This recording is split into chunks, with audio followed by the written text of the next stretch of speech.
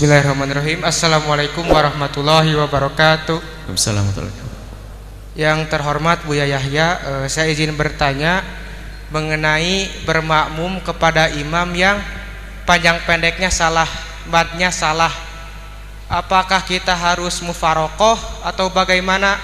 Lalu apabila imam tersebut sering menjadi imam, kita bisa prediksi kesalahan imam tersebut sebelum sholat. Apakah kita harus mengikuti sholat berjamaah atau kita niat munfarid dari awal gitu? Terima kasih atas perhatiannya. Assalamualaikum warahmatullahi wabarakatuh. Assalamualaikum warahmatullahi wabarakatuh. Yang wajib di dalam sholat itu dalam bacaan Al-Quran hanya surat Al-Fatihah saja. Dan di dalam membaca surat Al-Fatihah ada yang fasih, benar, dan ada yang tidak benar. Yang fasih dalam istilah fikihnya namanya qari. Yang enggak benar, yang bacaannya belepotan, namanya ummi. Pertanyaannya, bolehkah, ini pertama, dari awal kita tahu kalau dia bacaannya enggak benar, bolehkah kita bermakmum dengan orang yang bacaan Fatihahnya salah-salah? Tapi salah-salahnya bukan disengaja, memang dia belum bisa benar baca Fatihah, atau memang lidahnya lidah susah. Fa jadi pak, alhamdulillah Al-Fatihah tidak ada paknya, aman. Orang Sunda nggak aman, dijamin nggak lahan faknya, karena Al-Fatihah tidak pakai pak. Atau orang Jawa haknya jadi kap, bagaimana? Kan berubah maknanya. Nah, kalau ada Anda makmum dan tahu imamnya adalah bacaan Fatihahnya belepotan, kita bicara tentang sah dan tidaknya dulu. Nanti disebutkan dalam kitab ini, kitab Safinah juga. Tidak sah, ini pendapat yang pertama.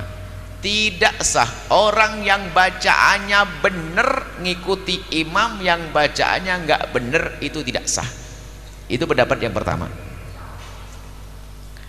Seperti juga bacaannya benar tapi nggak pakai bismillah. Sementara menurut mazhab kita Imam Syafi'i, bismillah termasuk bagian daripada surat Al-Fatihah, berarti Fatihahnya nggak sempurna. Menurut pendapat yang pertama, jika Anda bermakmum dengan orang yang Fatihahnya nggak pakai bismillah, maka sholat Anda tidak sah. Jelas? Itu pendapat yang pertama, kenceng, nggak apa-apa kita ikuti. Cuman ada suatu saat kita harus luas. Pendapat yang pertama ini dalam istilah fikihnya disebut al-ibrah bi'tiqadil ma'mumi la bi'tiqadil imam. Itu pendapat yang dikukuhkan. Kalau menurut imam bacaannya enggak sah, maka imam, menurut makmum bacaan imam enggak sah, maka makmum enggak boleh ikut imam. Makanya kita tidak boleh bermakmum dengan orang yang enggak pakai bismillah. Ini pendapat yang pertama, karena kita mazhab Syafi'i. Pendapat yang kedua, ini perlu kita sosialisasikan. Pendapat yang kedua, karena kadang kita ketemu dengan orang yang nggak tahu diri di Indonesia, tiba-tiba nggak pakai bismillah, sudah begitu maksa jadi imam, susah diatur. Atau gara-gara dia bangun masjid pengen jadi imam terus, bacaannya belepotan. Lalu bagaimana ini? Pendapat yang kedua adalah al-ibrah bi'tiqadil imami. Kalau memang dia sah menurut dia, memang nggak bisa yang lainnya, haknya juga tetap begitu, dirubah-rubah juga nggak bisa, berarti kan sah menurut dia. Selagi sah menurut dia, kita ngikut di belakangnya juga sah. Ini agak luas pendapat yang kedua ya. Jangan kaku-kaku datang sebuah masjid, tatoannya bacaan imamnya belepotan, lalu Anda misahkan diri, nggak perlu. Takut jadi fitnah nanti. Ya, mungkin di kampung itu memang nggak ada imam kecuali dia. Ya, sudah begitu bacaannya nggak benar, Anda mampir, Allahu Akbar, lanjutkan. Kenapa? Dia adalah memang orang bisanya sampai di situ, berarti sah menurut dia. Karena sah menurut dia, kita pun ngikuti sah. Atau tiba-tiba Anda besok bisa haji dan umroh, amin, tatonya di Mekah nggak pakai bismillah, Anda tidak perlu mufarokoh supaya tidak membuatkan fitnah juga. Anda ikuti, karena apa? Anda ikut pendapat yang kedua dalam hadits Imam Syafi'i, karena mereka punya mazhab tanpa bismillah, maka atau bismillahnya sembunyi. Kalau bismillahnya sembunyi maka ada masalah, kita sah juga. Ada memang yang nggak pakai bismillah, karena mereka madhabnya tidak pakai bismillah, Anda boleh ngikut di belakangnya. Cuman saat Anda jadi imam, jangan sampai Anda nggak pakai bismillah. Jadi gini, kalau jadi imam Anda yang bijak, maksud bijak adalah selagi Anda di kalangan madhab Syafi'i, Anda harus pakai bismillah. Satu. Yang kedua, jika memang bacaan Anda gak bener atau belepotan, Anda jangan maksain jadi imam. Saya paling takut kalau suruh jadi imam. Saya kalau jadi imam tuh berat ya, paling kalau saya pernah imam di Masjidil Haram tapi sama jamaah sendiri gitu loh.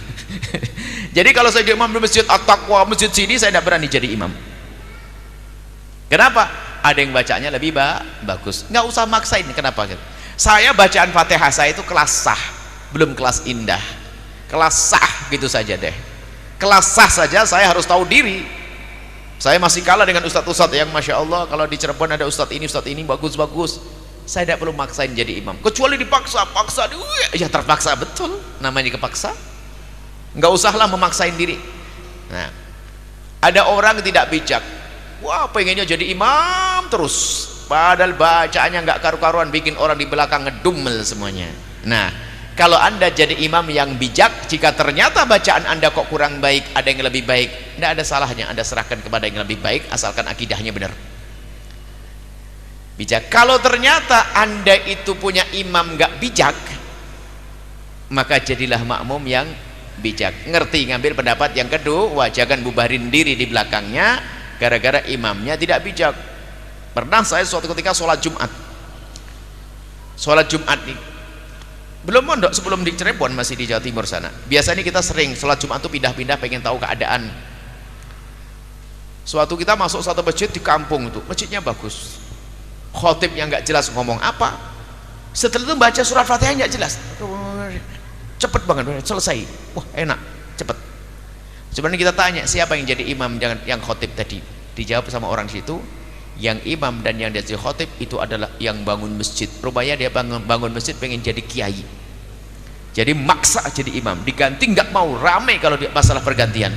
Dia dikasih jadwal sebulan sekali, pas saya datang, selebihnya bener-bener semuanya, hanya dia toh diputus nggak mau, marah rame. Nah, orang bangun masjid pengen jadi kiai, dia bisa jadi kiai, jadi imam, itu mana namanya imamnya tidak bijak. Karena imamnya tidak bijak, yuk jadi makmum yang bijak, jangan mufarokoh, takut jadi fitnah. Karena memang semampunya dia seperti itu, sah bagi dia, maka kita pun ngikuti, adalah sah. Baru nanti kalau masih dari awal, selagi masih ada pilihan, milihlah engkau, cari imam yang benar, yang baik, yang tidak bikin ngedumel hatimu. Wallahu a'lam bishawab.